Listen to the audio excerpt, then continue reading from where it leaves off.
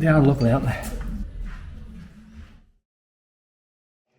The engine's a 890cc parallel twin, firing from memory at 270 degree rotation. The general consensus is it gives it more torque because you get 2 rapid pulses and then a longer gap, which gives the back tyre more chance to grip. You know, not dissimilar to the Yamaha's idea of the cross-plane crank.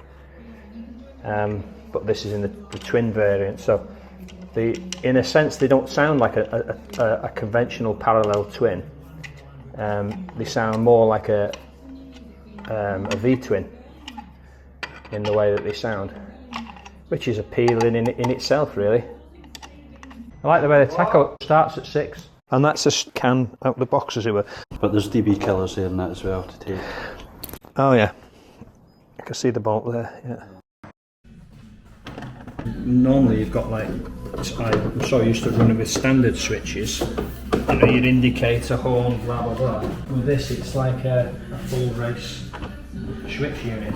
Oh, it's a lovely bit of kit, isn't it? The purpose built, when you look at a lot of bikes on the track, even at racing level, the vast majority are production based bikes, which means they start off as a road bike and are modified heavily and quite successfully into the bikes that you see.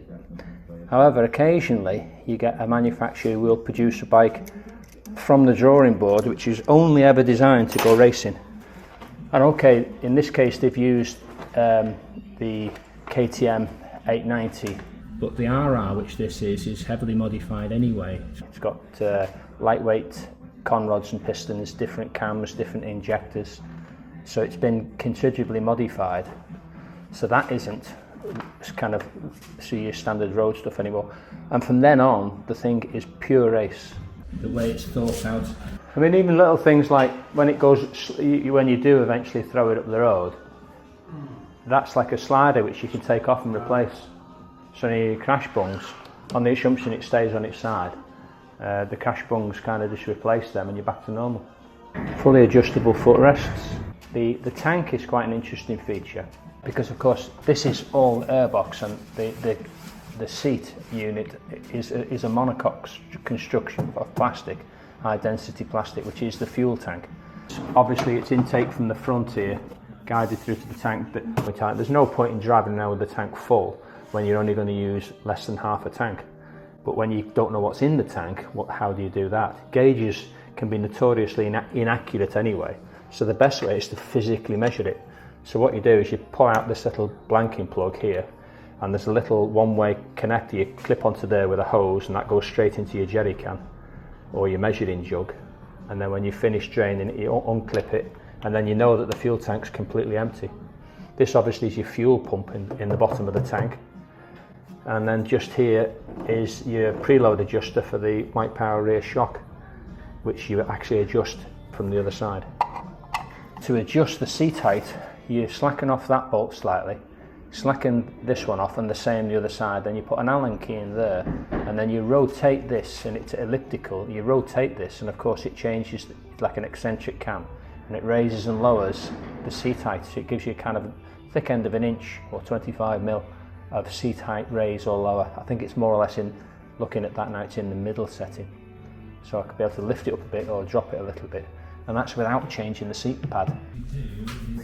Beautiful exhaust as well. Tapered headers.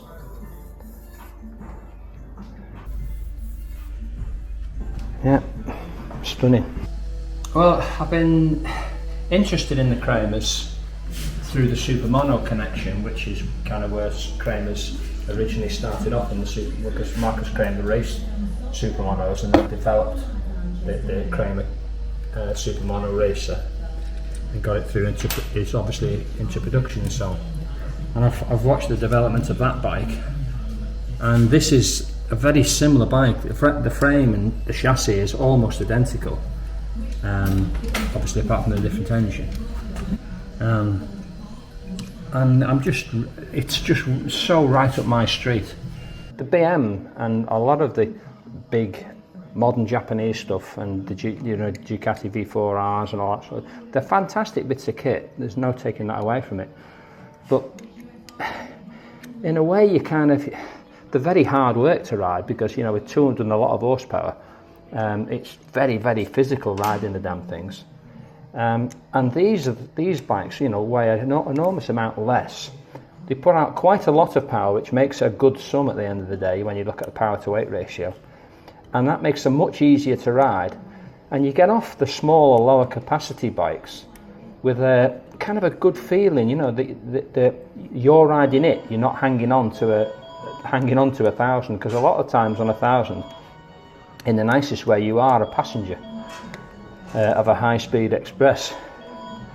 Where these, even though you're going almost as quick, or in a lot of cases quicker, they're so much easier to actually pilot. Just a superb bit of kit. You cannot fault them.